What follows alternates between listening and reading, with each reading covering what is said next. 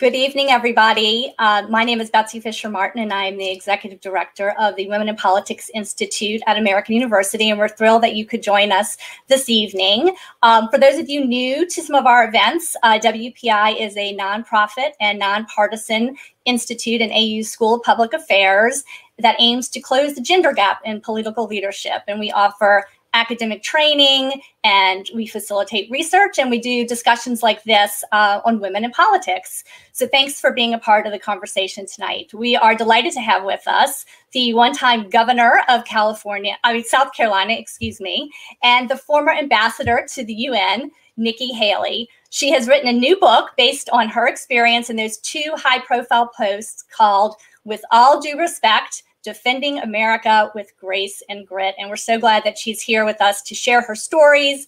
We're going to save plenty of time for questions. So if you have a question, please go to the Ask the Question button on the bottom of your screen, and we will get your questions in toward the end of the program as well. And there's also a green button at the bottom that you can use to purchase a copy of her book. So Ambassador Nikki Haley, welcome. Thanks so much, Betsy, for doing this. And it's really fun to see all the messages scrolling on the screen. Thanks for everybody that's joining us. Well, I want to start with the title of your book, With All Due Respect, Defending America with Grit and Grace. I love the grit and grace part at the end. And you write in your book, you said, women are cautious about politics for good reason. It's not a pretty business. It's often hateful. It would be wonderful if we could change our politics in America to make it less nasty and personal. But until that happens, especially if you're a woman, you have to stand up for yourself always. You don't have to be ugly about it. You should do it with grit and grace. Well, and that's right. You know, I've always said that I kick with a smile. You know, there's a way that you can do things. And I learned that early on. You know, in my first job, right out of college, I was the accounting supervisor for a company and 6 of its subsidiaries. And I was green and excited to have my first new job, but it was an all-male executive team. And I remember we had one of our first meetings. It was in my first 2 weeks, and the CEO was running late. And when I got there, we're sitting down, we're waiting on him, and all of a sudden he comes in and he races in, he's out of breath, and the CFO turns to me at that time and says, Nikki, why don't you go get Paul a cup of coffee? And I remember then not knowing what I was going to do, but very well understanding that whatever I did would define how they treated me going forward. And so I looked at him and I said, absolutely. And I leaned to the phone in the center of the table and I called my assistant and I said, Kim, would you please get Paul a cup of coffee? And they just looked shocked. They never asked me to get a cup of coffee again. But I didn't have to embarrass them. I didn't have to call them out, but I made my point.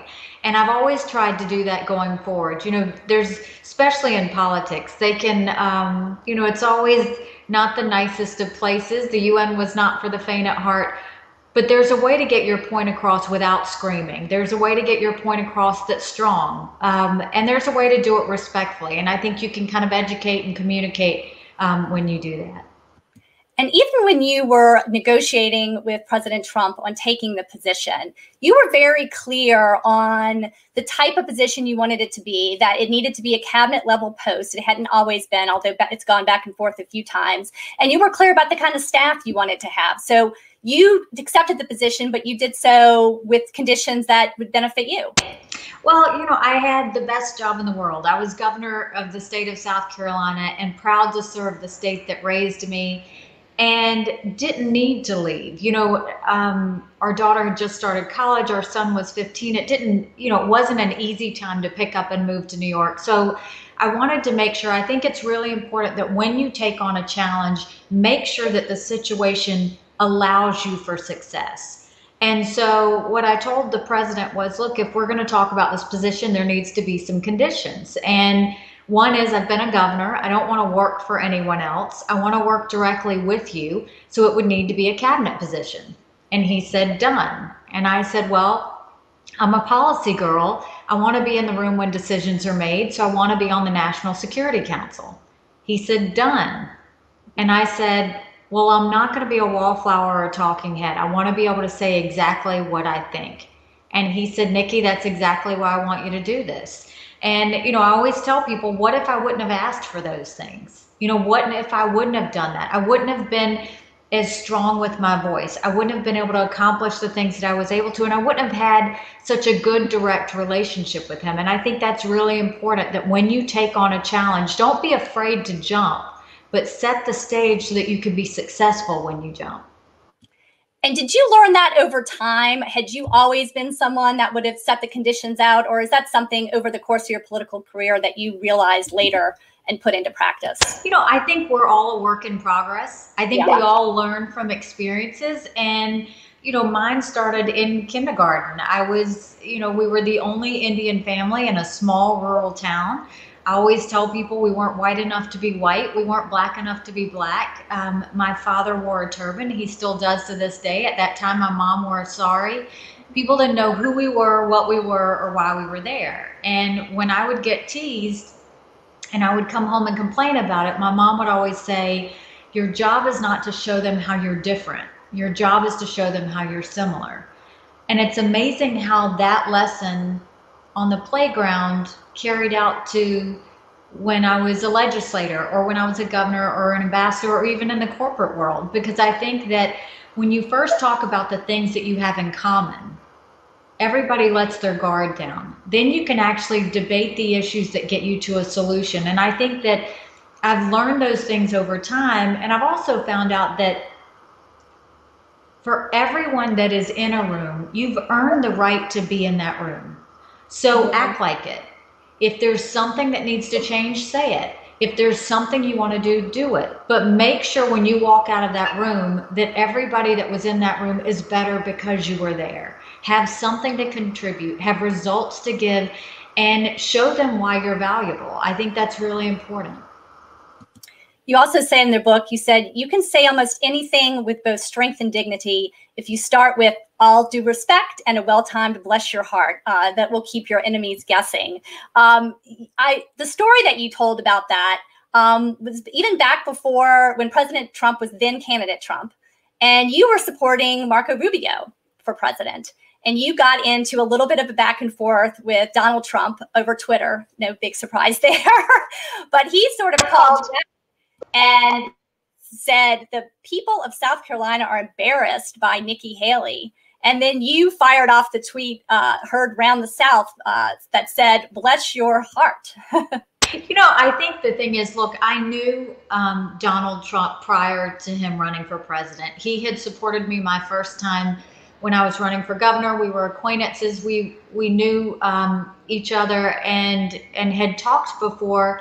But, you know, when he was running, there were 16 candidates, and there was so much talent on that stage. And at the time, I put my support behind Marco, and, you know, the president did what he does, is when he feels kicked, he hollers. But I did what he knows me to do, which is when you push, I push back. And, you know, for him to say the people of South Carolina are embarrassed by Nikki Haley, it was a lot I could say, but, you know, there was nothing better than just bless your heart. It said a lot without having to go too far. And at the end of the day, we respected each other. We knew that, you know, how each other was. We knew that we were going to speak our minds. And I think that at the end of the day, you know, once he won the primary, I was there for him. But, you know, he knows I'm tough, and he knows that I'm going to speak the truth. And I appreciate that, that he respects that.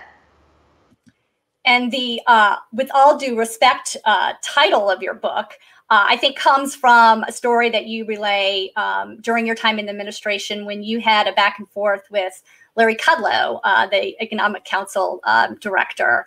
Tell us what happened there and how you handled that in a way that was diplomatic, but that you were going to make sure that people knew what the situation was. You know, it was a tough time with Russia, and we had been going back and forth on some things they were doing within Syria and chemical weapons. And the president had done quite a bit on Russia, but we had had 2 meetings in the National Security Council where the president had decided to push and put more sanctions on Russia. And this had been confirmed again, and I had talked to him on that Friday to confirm it. And I only did Sunday shows when the White House would ask me to. And so they had asked me to do 2 Sunday shows, and I did. And in one of those Sunday shows, I said, well, you're going to see that the United States is going to put forth sanctions on Russia if Secretary Mnuchin hasn't already. And went ahead and finished my show, didn't hear anything. And then that evening, Secretary Mnuchin, who's a great friend, called me and said, Nikki, I think there's a little bit of a problem. He said, you were absolutely right in everything that you said, but the president changed his mind. And I said, well, it's fine if the president changes his mind, just go out and tell everybody he's decided to delay the sanctions until a later date. Well, he said, well, the White House is going to put out a statement. Well, the next day they put out a statement and it didn't quite say that. It was a little bit more ambiguous. And so at that point, the press started calling, rightfully, because they wanted to know what the situation was. And I called a few people. I called John Bolton. I called Mike Pompeo. I called the Chief of Staff, Kelly, at the time. And I said, look, we need to set the record straight. In my opinion, the best thing to do is tell the truth. And people will appreciate that. They'll move on. The president is the president. He has every right to change his mind. There's nothing wrong with that. And we'll be better for it. Well, they all just kind of listened but didn't do anything. The press continued to call. It continued to escalate. Everybody said Nikki Haley wouldn't say this if there wasn't an issue to it. The next day, nothing happened and it had gotten worse. And I called them again and I said, look, you've got until 5 o'clock to fix this. Either you fix it or I fix it. And trust me, you don't want me to fix this. And they sat there, and I think that maybe their way of fixing it was to send Larry Kudlow out there at 4:45. And that at that time, first question they asked was about my statement. And Larry Kudlow at that point said, I think Ambassador Haley was momentarily confused.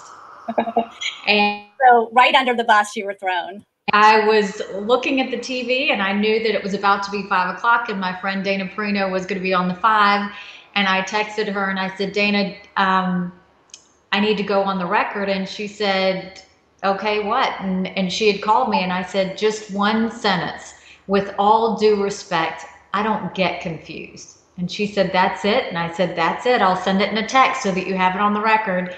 And she said it, and within 10 minutes, Larry Kudlow called and said, Nikki, I'm so sorry. I shouldn't have said it. And I said, Larry, at what point would you ever say someone is confused?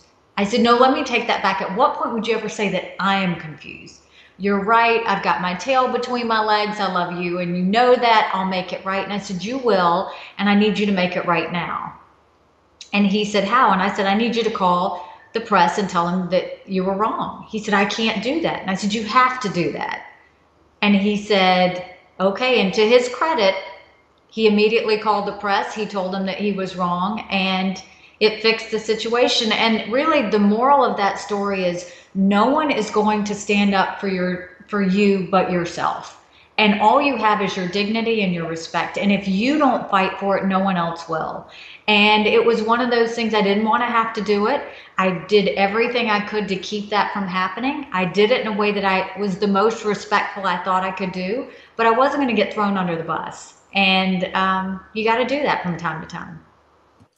You also write in the book about your experience at the UN. And when you took that position, you did not have a ton of foreign policy experience, admittingly, but you felt, I think, when you got there, that maybe you were being underestimated. And that's a theme that you talk about a lot in the book, about critics and underestimating you. And you actually get some power from that, you say. I've been underestimated all my life. When I defeated a 30-year incumbent in the legislature, in the corporate world, when I was in an all-male executive team as the first female governor, and the youngest governor in the country at the time, and then going to the UN, and I understood it. I didn't have a lot of foreign policy experience.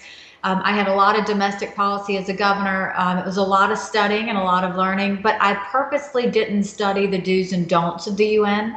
I wanted to go in with fresh eyes. I wanted to go in and really kind of see it for myself and ask for forgiveness if I needed, but kind of do it on my own terms. And what was really important to me was I wanted to be honest, I wanted to be fair, and I wanted to make sure that other countries knew what the United States stance on every issue was. I didn't want there to be any gray. They didn't have to like us, but I wanted them to have clarity on where we were coming from. And there were some that said she's just a governor, she can't do this, or she doesn't have foreign policy experience. But the best way to prove yourself is to work. The best way to prove yourself is to show how hard you'll work and give results in the process. And that's how respect is earned. You don't have to scream, you don't have to fight, you don't have to tell people it's not true, you just prove it. And I think when you prove what you're made of, that's when respect follows.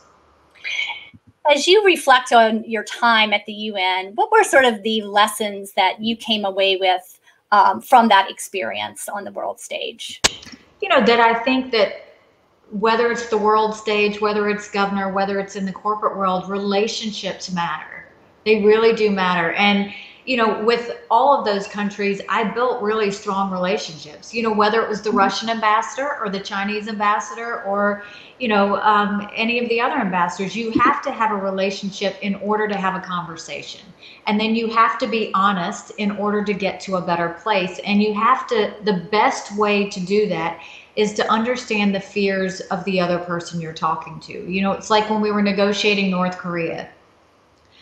The best way for me to negotiate those sanctions against North Korea was to understand what China was scared of. And they were scared of two things. They were scared of, one, war on the peninsula. They didn't want that. And two, they didn't want, if Kim fell, they were worried all those North Koreans would go into China, and they didn't want that. And so in my negotiations, I always came from those two perspectives of, we don't want war, so if we don't want war, we need to do these sanctions. Or you need to understand we're not looking for regime change. We want to make sure that we're just making sure that we stop the nuclear program. And so there's ways you can do that. And so I think I learned that. I also learned that you can't buy friends.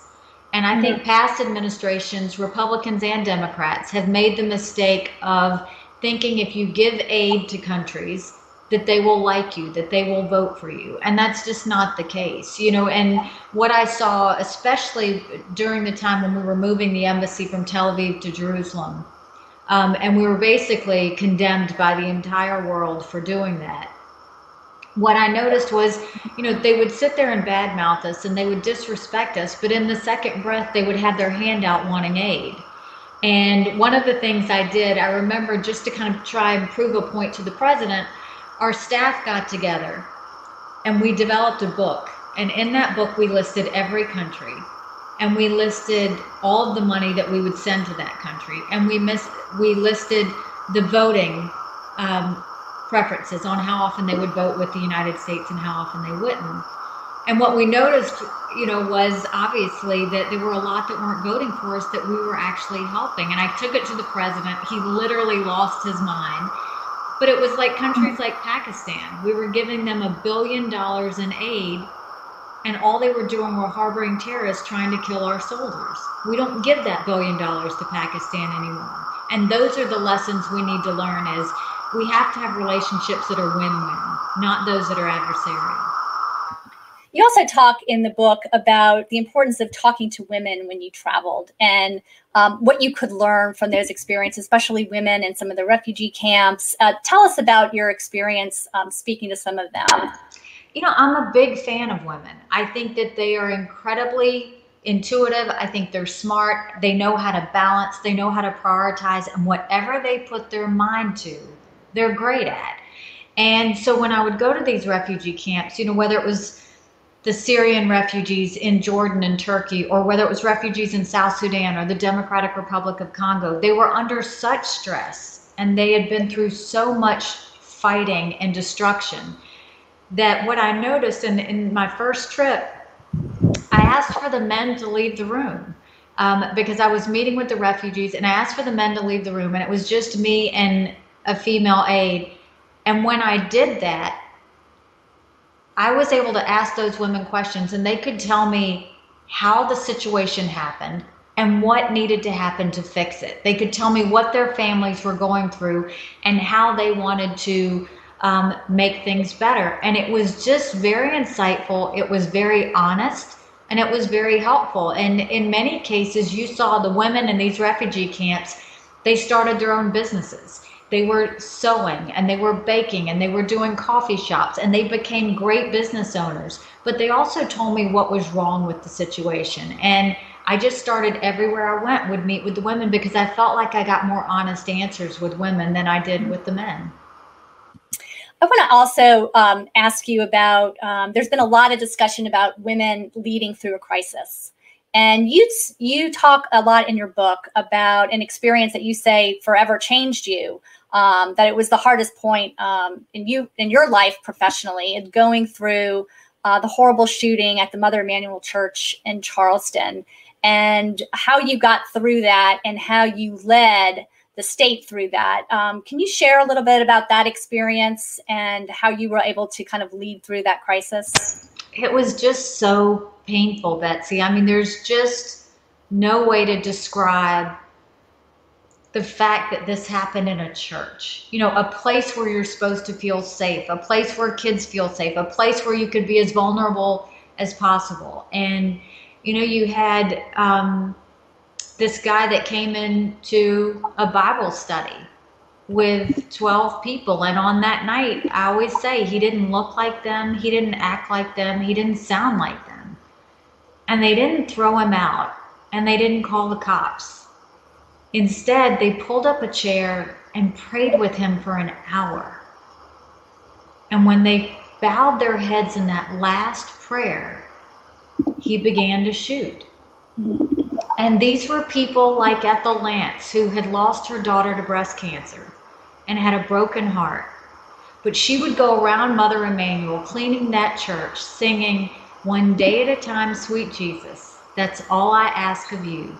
Give me the strength to do every day what I have to do." It was people like Tawanza Sanders, who was our youngest victim. And on that night, he stood in front of his 87-year-old great Aunt Susie and looked at the killer and said, "You don't have to do this. We mean no harm to you." Or it was people like Cynthia Hurd, whose life motto was just to be kinder than necessary. It was painful to think about what they went through. I knew too many details of what happened in the room. And I went to every single funeral. And they were all open caskets. And you saw the families crying over their loved ones. You saw the pastor with tears down his eyes. And it was real pain. And I think that the best way to understand how to lead is to understand another person's pain. But I'm so proud of the people of South Carolina because we didn't have violence. We had vigils. We didn't have protests. We had hugs. And at the end of the day, we removed a divisive symbol that caused a lot of people pain. And I think it showed the world what grace and strength look like through the eyes of the people of South Carolina. You also, after that experience, were able to kind of bring the state and lead the effort together to remove the Confederate flag from the State House grounds. And again, another issue that is in the news now with the discussion about Confederate monuments, and then of course, Mississippi changing their flag. How were you able to bring people together? And I also saw something that you wrote recently where you don't think that that would have been able to happen at this time. Why is that? Well, we did it because it was, a flag is a living, breathing symbol. It represents the present. It represents the situation as it is today. And I've often said that flag never should have been on the State House in the first place. It was put on there kind of to defy how the country had changed. It had done, for all the wrong reasons. But when it was time to pull down the flag, I have often said and been criticized for the fact that I gave the differing viewpoints of what happened. And in 2015, I've said the same thing in 2020 that I've said in 2015, but in 2020, I get criticized for it. You had a group of people that when they saw the flag, they felt real pain. They felt the pain of slavery. They felt the pain of being held down. But you had another group of people who, when they saw the Confederate flag, they felt service and sacrifice and heritage. My job as governor was not to judge either side of that my job was not to call one side or the other wrong. My job was, how do I take both groups to a further place that is better for the people of South Carolina? And moving the flag. So when I called for the flag, I asked the people of South Carolina to join me. I asked for them to respectfully put it in a museum where it belonged, because it didn't represent the people of South Carolina anymore. It was a tough debate, but the people of South Carolina made the right decision. The flag came down, and the idea of monuments did come up at the time, and people wanted to bring down other monuments. And I said, look, if we start doing that to South Carolina, you're going to take down every street sign, every building name, every monument. Instead, when you look at those statues, see them as history, see them as lessons in life. And what we should do is, rather than take down statues, let's add to it. Supported Mayor Riley's effort to bring an African-American museum to Charleston. We supported a Mother Emanuel monument. We added to history that showed that South Carolina was changing for the better. And I think we have to be really careful, because now if you express anything like that, people are ready to tear you down. And I was very honest with the people of South Carolina then. I've been honest about the situation now, and people find fault with what I'm saying now. And that's why I said I worry that if we had gone through that situation today, it's so toxic. Would people have listened to each other? Would they have been willing to understand the pain of each other? And would they have wanted to move forward to make, you know, the state stronger? And I hope that that would be the case, but I worry that it's not. We have a lot of questions from the audience, so I want to go through a few of those with you. And I want to start, let's see, there's a question that a lot of people are interested in about the Twitter accounts. I don't know if you saw this reference earlier, just actually a little while ago, that Vice President Joe Biden and Obama's and some other important figures were, their Twitter accounts were hacked today. And the question is, given that figures like President Trump use Twitter so frequently for policy announcements and more, how dangerous is this? And do you think our leaders should place less importance on social media? That's a question from Austin. Importance on social media. I mean, it's out there. I think it allows for freedom of speech, like it or not. We have haters on there. We have fans on there. I have been hacked through Instagram, Twitter, you know, multiple ways. I think more what we want to do is look at the foreign actors who are hacking, because I think that China, Iran, North Korea, you know, they're all doing that. And I think that we have to continue to watch that. So I think from that aspect, it's not bringing down freedom of speech. We don't ever want to do that. We just want to make sure that we're on to the bad actors that do that. I mean, look, there are things on social media that are hateful. And there are things on social media that we don't disagree with. But I don't think shutting down people's views is the answer. I think making sure that we keep wrongdoings, from hackings to, you know, death threats to things like that, I think we always should keep those at bay. But I don't think we want to stop people from expressing their views. Great. Let's see, another question here. This is from Holly. She says, can you discuss how we should deal with China in a post-COVID world? How do we hold a strong front without compromising anything in the process? And how do we hold them accountable? Stop being naive to China. You know, I think that it's, for too long, many people and administrations and congressional groups and everyone thought that if we were nice to China, that they would somehow start acting like us. They don't want to be like us. They want to be communists. That's who they are. That's what they're doing. They're consistent in doing that, and they've been doing that for a long time.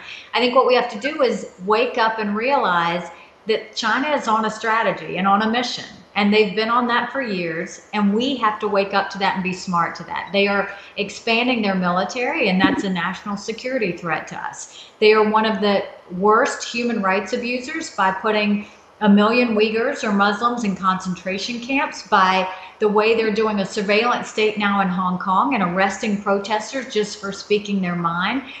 They're starting to be bullish in the South China Sea, where a third of shipping happens. They're trying to now move in on Taiwan, which is a real concern. And I think what we have to make sure that we do is understand that also on top of that, they're investing in other countries. And when they invest in these countries, what they're doing is they're putting in infrastructure, running up the debt, And when those countries can't pay it back, they're going to say, I want that utility. I want that military installation. And when they do that, if you look at the map of where they invested, it'll send a chill up your spine. But one of the worst things that I always talk about is President Xi started a commission that he chairs. And it basically says any company that does business in China has to cooperate with the Chinese military. Think about that. Think about your data. Think about the companies that are in China. Think about what that means for you and your family. Another aspect of, look at the during COVID.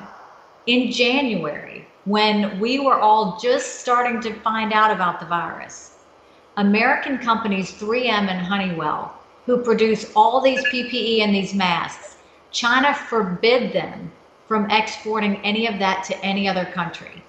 They bought it from them wholesale, and then they would only give it to the countries that agreed to work with Huawei, their 5G network.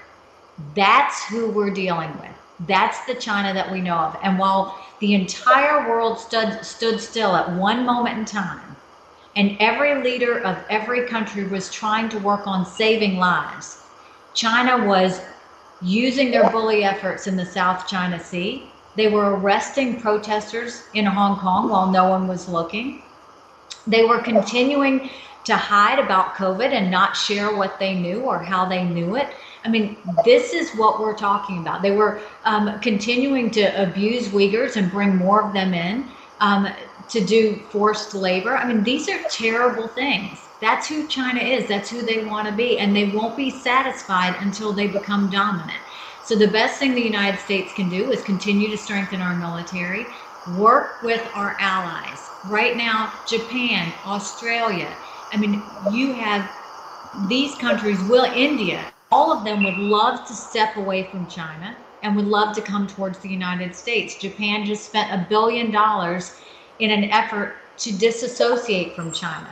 We need to also work with the others. Australia has been threatened and are going through cyber attacks that have happened because of China. We need to make sure that we pull our allies together. It's a great opportunity for us to really kind of set China straight, but we need to be smart and we need to let them know we're on to them. Another foreign policy question from Zila. She says, what do you think about Russia paying bounties to the Taliban for targeting U.S. forces? And how about the peace process in Afghanistan? So two things. I think, first of all, the Russian bounties, all I can do is tell you from my experience. When I was UN ambassador, I would go through my briefings every day of all of the things that were happening that were threats to America's national security. It was, when you get that intelligence, the goal of the intelligence is to use it for our country to be smarter, to be safer, and to make better decisions. What is common is a lot of different intel will go into the intelligence community. In this case, from what they're saying is you had one sign of the fact that those bounties were being paid and you didn't have any other corroboration. So they didn't know if it was accurate. What I saw is sometimes you would get some of that security information and it would show the dissenting views, those that disagreed with what the intel asset had to say. My guess is that didn't get to the president because there wasn't enough corroboration with it. So first thing we need to do, and I'm sure that they're working on this, is find out what the truth is to it. Because if there are any bounties paid, we need to do something about it. The reason why I don't think that was put in front of the president is because anytime we had any sort of security information that implied our troops were in, the president reacted so fast. That was one of the things he was most aggressive on. And one of the things that he worked the hardest on was making sure that none of our soldiers were at risk. It's why he talks a lot about getting them out of those areas. So I hope that the intel communities are looking into that. You can't trust Russia ever, ever. They are not our friend. They will never be our friend, and we can't put it past them. And I think we need to investigate that. When it comes to Afghanistan and looking at a peace plan, I mean, again, it's hard to trust the Taliban. And I think you've got the fact that Iran is using their influence in there. You also see Russia starting to get involved in Afghanistan, and it's becoming a more dangerous place. And what we have to be very careful of is what is our goal? And I think the best thing we can do is we should have intelligence on the ground so that we know exactly what's happening in the Afghanistan situation and make sure that we're doing everything we can to keep America safe and keep our allies safe. And so the intelligence community is going to be more important now than ever in Afghanistan. And we have to wait and see what happens. It's tough. My husband was deployed to Afghanistan. He served a year in Helmand province. It's a very, very dangerous place for our soldiers. And the idea that Iran is getting more infiltrated in those peace talks and getting involved with the Taliban, and the fact that Russia is joining forces in there too, we should all be concerned. We have a couple questions about your advice to young women who want to run for office, and if you could just give your perspective on that, what skills they should be focusing on, their professional development, and also talk about in a reference in your book where you talk about the word ambition and your thoughts on how people see you and what that means to you. Well, first of all, I will say to any ladies that are listening to this, whether you are Republican or Democrat, we need your voice. We are 51% of the voting population. Like I told you, I'm a fan of women. I think we're amazing at what we do. But what we do is we second guess ourselves. It is just a human nature that we have. When we think about doing something, we wait for others to validate. You don't need any validation. You need your gut. If you feel like you can make a difference, jump. One of the best lessons I can tell you is to learn to push through the fear. When we're presented with a challenge, the natural instinct is to step back. When you push through that fear and you take on that challenge, you find out you're so much stronger on the other side. If I wouldn't have pushed through the fear, I never would have run for office and defeated a 30-year incumbent. If I wouldn't have pushed through the fear, I never would have become governor. If I wouldn't have pushed through the fear, I certainly wouldn't have become ambassador. And if you push through the fear, you can make a difference to those around you. If you don't push through the fear, you're missing out on life. And, you know, and all of us are not benefiting from it. So if you're thinking about it, I'll tell you what I was told when I had to run for the State House the first time. I was told that I was an outsider. I was told that I didn't have enough experience. I was told that my children were too young. I was told that I needed to wait and start at the school board level, not at the State House level. And for all of those reasons, that's exactly why I needed to do it. I needed to show that we could do that. And I think that that's why we need your voices. We need real people to run, not people who have practiced their whole life to do this. We need real people to run. And I think that women have an amazing way of understanding the pain and challenges of others, but also understanding what it takes to get to a solution. Now, once you are in a position, whether it's in the corporate world, in politics, in any industry, when you work and you are good at what you do, it is often that women are called ambitious. Now, if a man is called ambitious, he's a rising star and he's doing great things. If a woman is called ambitious, she's considered calculating, she's considered strategic, she's considered, it's not given the same connotation. And, you know, what I've told people is I do what my mom and my dad always taught me. They always said, whatever you do, be great at it and make sure people remember you for it. Well, in every one of my jobs, I have been called ambitious. I have been called by men who were threatened to be overly ambitious and overly strategic. They can call me whatever they want. You know, I'll just, as I said in the book, I'll just refer to myself as a badass. I think that whatever I've done, I've tried to make a difference. I've tried to make people proud, and I've tried to do the best that allows me to sleep at night. And I hope that all of you will take that motivation and go use the power of your voice. We need you, and the world and the country will be better for having you. And where, as you sit here now in 2020, what are your thoughts for your own future post the UN? I know there's always a lot of discussion about, is Nikki Haley going to run for president potentially? Not that you're going to announce right here tonight, but what are your thoughts on another chapter in public service in one way or another? You know, I think it's so funny because so many people, aside from calling me ambitious, they call me calculating, they call me strategic. And the truth is, the reason I left the UN is because I'm a mom. and I'm a daughter. And our son was going to be a senior in high school, and I wanted to be there as he was going to his campus visits. I wanted to be all in for him as he was deciding what his second home was going to be. And my parents are both in their 80s. My mom has Parkinson's, and we've taken care of them for several years. I needed to make sure that they were okay. And I've always said if I'm a good mom and a good wife, I'll be a good governor, I'll be a good ambassador, but I need to be a good mom and a good wife and a good daughter. And it was time for me to step down just for the sake of my family. Having said that, I know I'm too young to stop fighting. I want to keep moving the ball. I don't know what that looks like. And I'm not being calculating or strategic. What I believe is that I use common sense. A year is a lifetime in politics.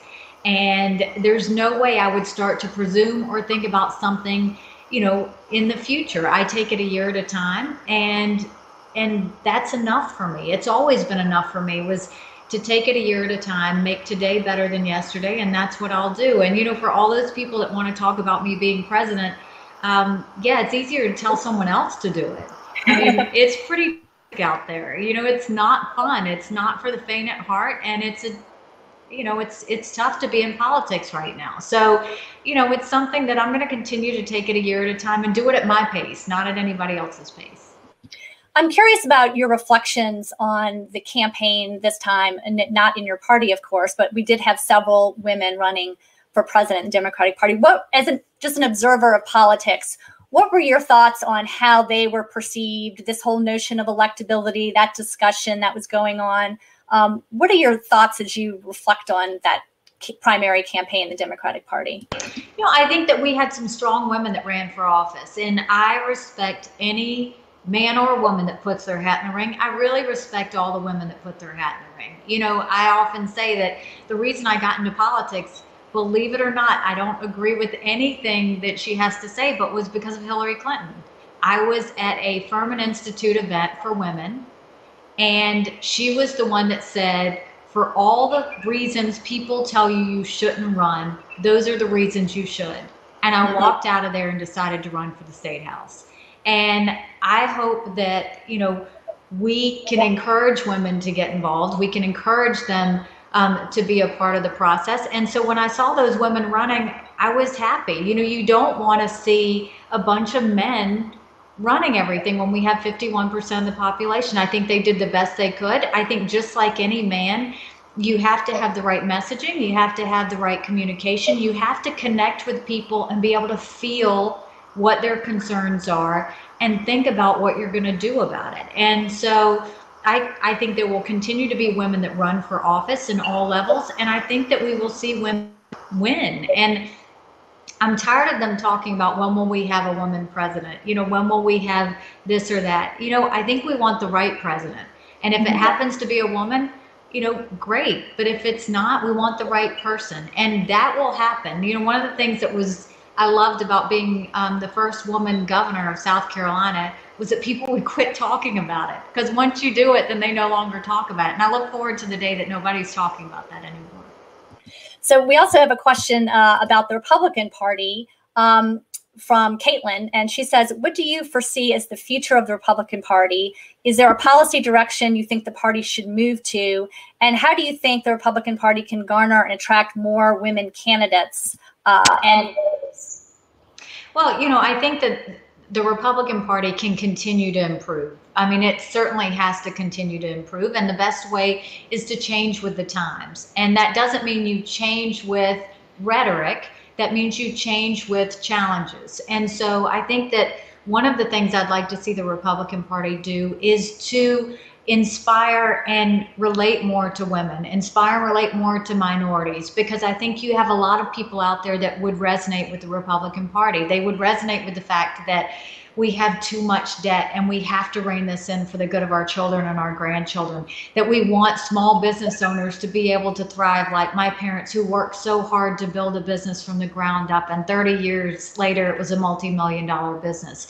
We want to make sure that the military, like my husband, that they're safe and that they have the tools that they need to be effective. We want our children to get a good education, but we want that education to apply to today's world's jobs, not 20 years ago. So I think that what's important for the Republican Party, women care about the fact that the party needs to be changing with the times. But what we don't need to do is to say to women or minorities, or anyone for that matter, you should be with us.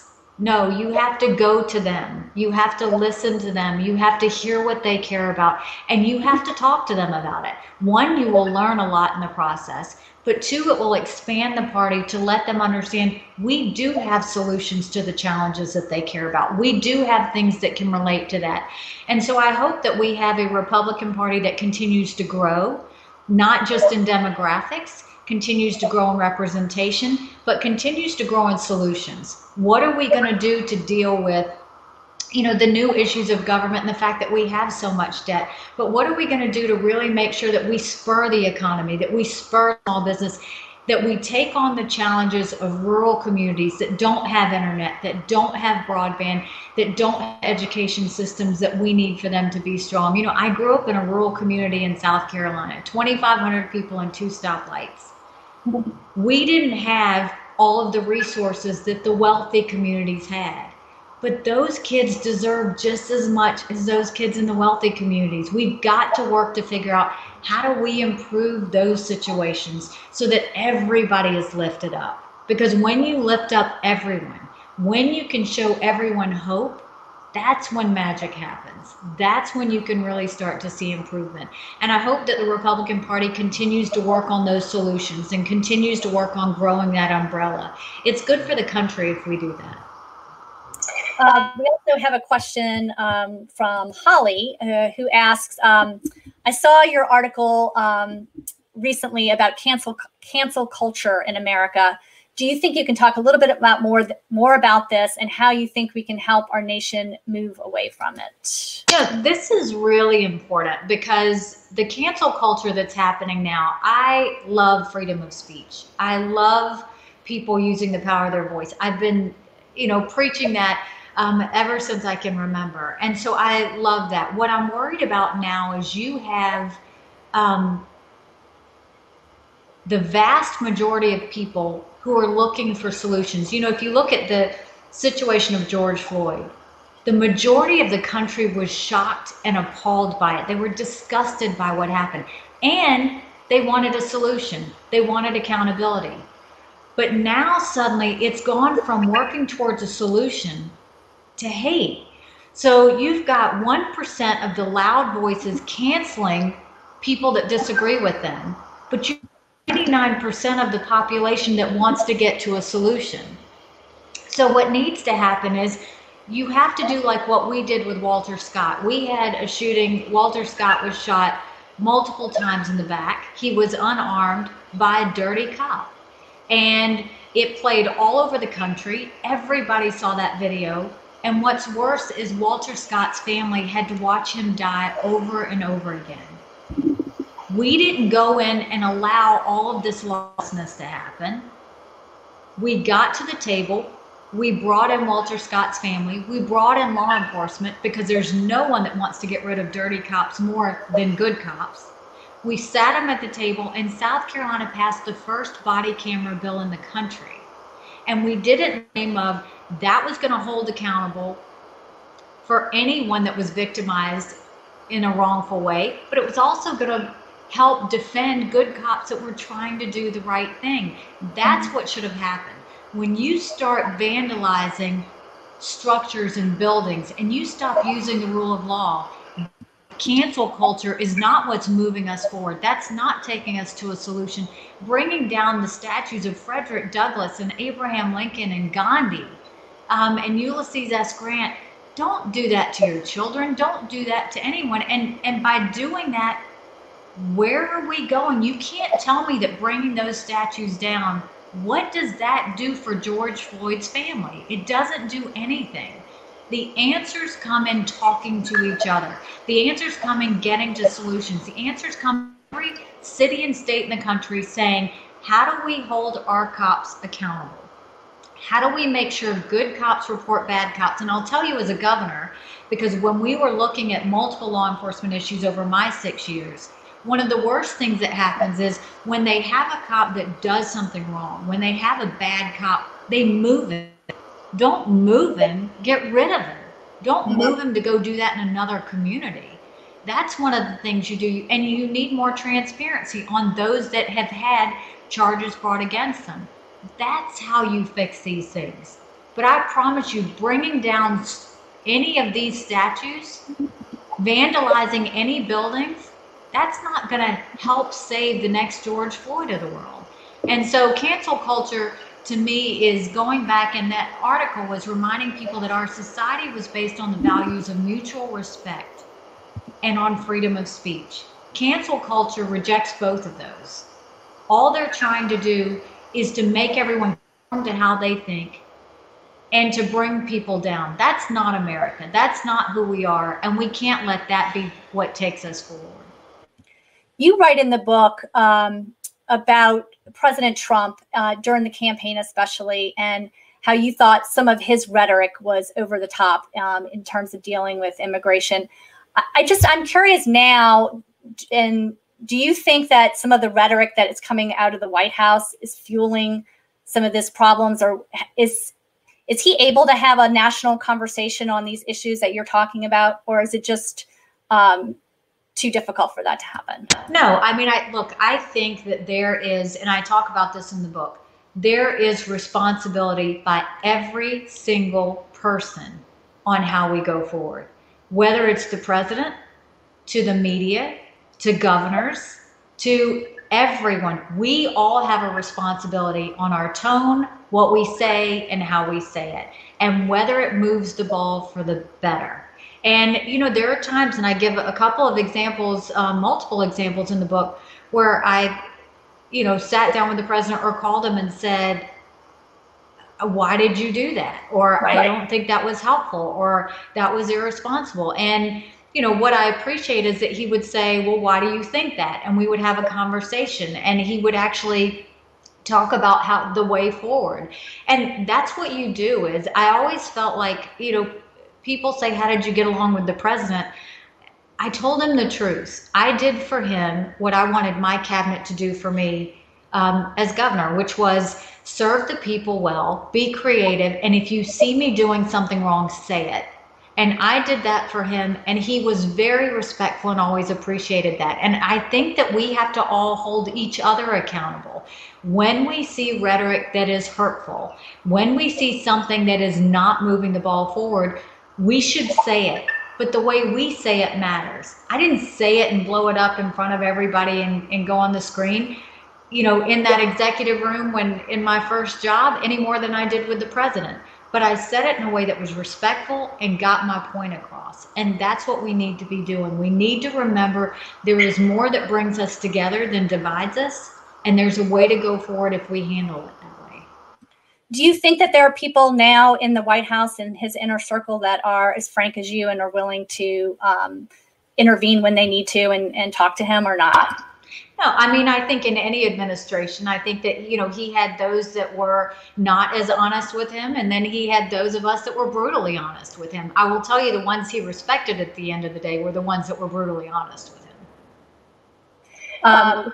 Time for a few more questions here, quick ones.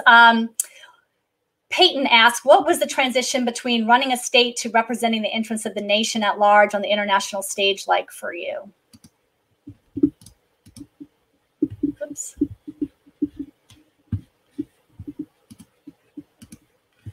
Hold on, I think we lost you. Just a second. I'll get you back.